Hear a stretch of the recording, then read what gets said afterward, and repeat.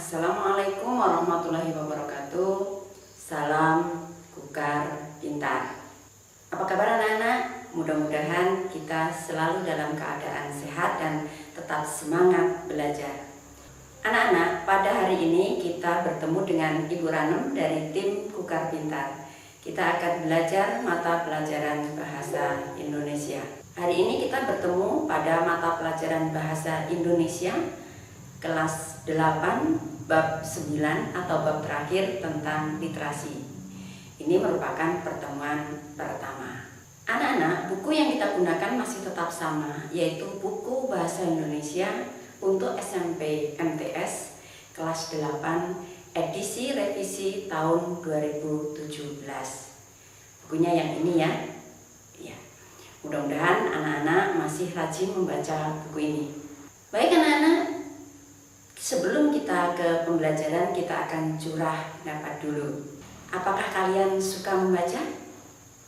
Ayo, siapa yang suka membaca? Atau minat bacanya berkurang?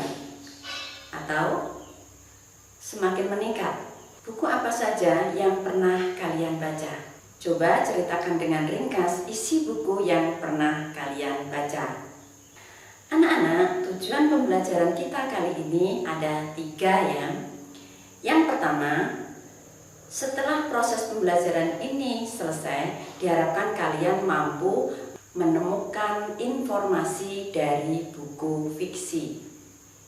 Yang kedua, kalian diharapkan mampu menemukan informasi dalam buku non-fiksi. Yang ketiga, kalian juga diharapkan mampu menemukan informasi melalui indeks. Anak-anak, coba kita lihat peta konsep ini. Buku itu dibedakan menjadi 2. Yang pertama buku fiksi, yang kedua buku non-fiksi. Buku fiksi itu misalnya novel. Kemudian ada kumpulan dongeng, kumpulan cerpen. Itu merupakan buku fiksi. Fiksi itu artinya khayal ya. Buku non-fiksi itu misalnya buku mata pelajaran, buku biologi, buku matematika, termasuk buku bahasa Indonesia. Buku fiksi merupakan buku yang berisi cerita dan bersifat imajinatif. Sedangkan buku non-fiksi merupakan buku yang berisi kejadian sebenarnya dan bersifat informatif.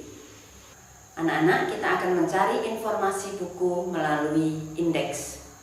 Indeks adalah kata atau istilah penting yang disusun berdasarkan abjad yang memberikan informasi mengenai halaman, tempat, atau istilah ditemukan.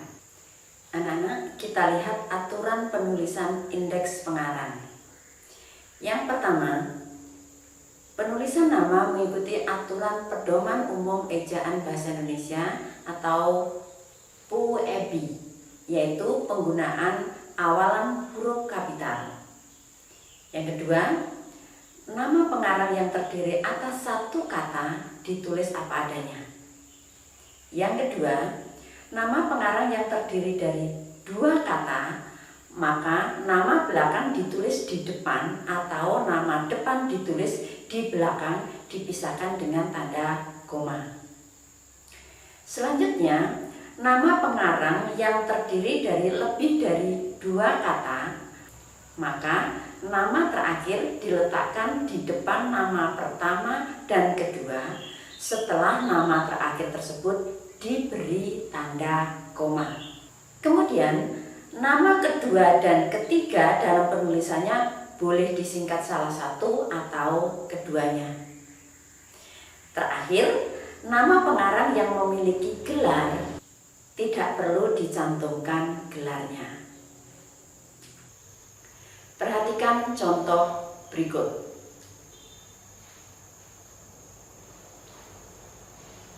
A. Kita mulai dari huruf A. A ada Agustia Clara 214. atau 214. Kemudian ada Ali Muhammad 43, 44. Kemudian Ali Sahbana Sultan Takdir 24, 21, 50, 53, 65, 76, 82. Kemudian ada B. Apa artinya? Artinya indeks ini disusun secara alfabetis. Huruf A dulu, kemudian huruf B.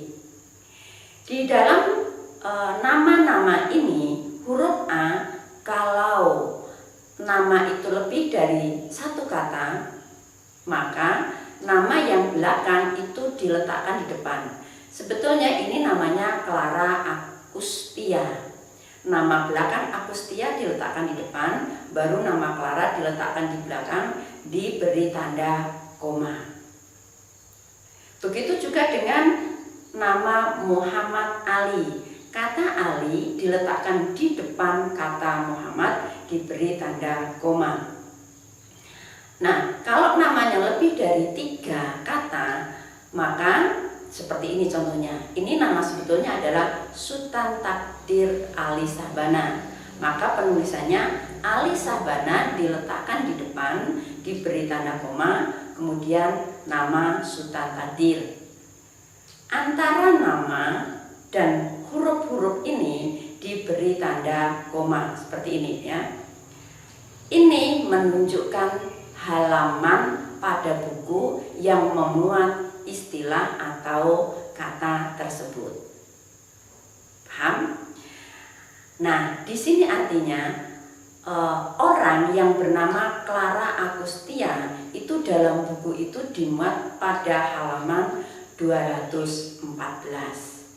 Kata Muhammad Ali nanti ada di halaman 43 dan 44. Begitu seterusnya. Bisa dipahami? Baik, kita lanjutkan. Nah, ini penjelasannya. Bisa kalian baca ya. Bahwa nama pengarang Agustia Clara dapat ditemukan pada halaman 214. Begitu juga pengarang yang bernama Muhammad Ali dapat ditemukan pada halaman 43 dan 44.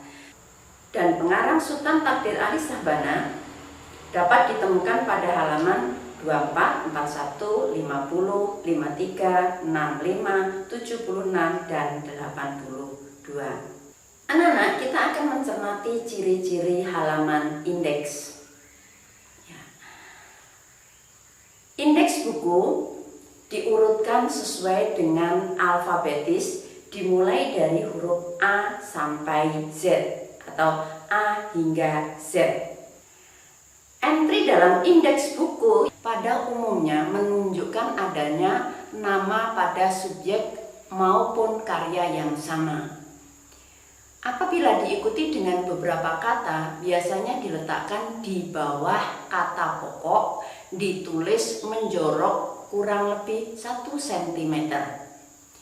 Setelah urutan nama, subjek atau karya atau sebelah kanan diikuti halaman indeks yang menunjukkan letak kata atau istilah yang digunakan. Baik, kita lanjutkan ke teknik mencatat informasi dalam buku. Pertama, tentukan kata atau istilah yang hendak dicari penjelasannya atau penggunaannya. Yang kedua, carilah halaman penggunaan kata atau istilah itu sesuai dengan yang tertera pada halaman indeksnya itu. Kemudian, pahami penggunaan kata atau istilah itu pada halaman yang dimaksud. Terakhir, catatlah bagian-bagian penting dari penggunaan kata atau istilah itu. Anak-anak, untuk memperdalam materi pada kegiatan ini, maka Ibu akan tampilkan LKPD 9.1. Bacalah minimal 1 buku fiksi dan 1 buku non-fiksi Kemudian kerjakan LKPD 9.1 berikut. Formnya ada di sini ya. Ada kutipan, kemudian sumber buku, dan alasan kefiksian atau ke non-fiksian. Ketika itu merupakan buku fiksi, tulislah judul, kemudian pengarang, penerbit, jumlah halaman, dan isi buku. Nah, kalau buku non-fiksi juga tuliskan judul, pengarang, penerbit, jumlah halaman, dan isi buku. Kalian bisa mengerjakan ini secara berpasangan, kemudian hasil dari pekerjaan kalian itu ditukarkan untuk mendapat masukan dari pasangan kalian. Susunlah indeks sederhana dari buku yang kamu baca dengan format sebagai berikut. Tulislah kata atau istilahnya, kemudian tulis di halaman berapa, kemudian informasi yang disampaikan itu apa dan artinya apa. Tulislah dalam form yang sudah Ibu siapkan.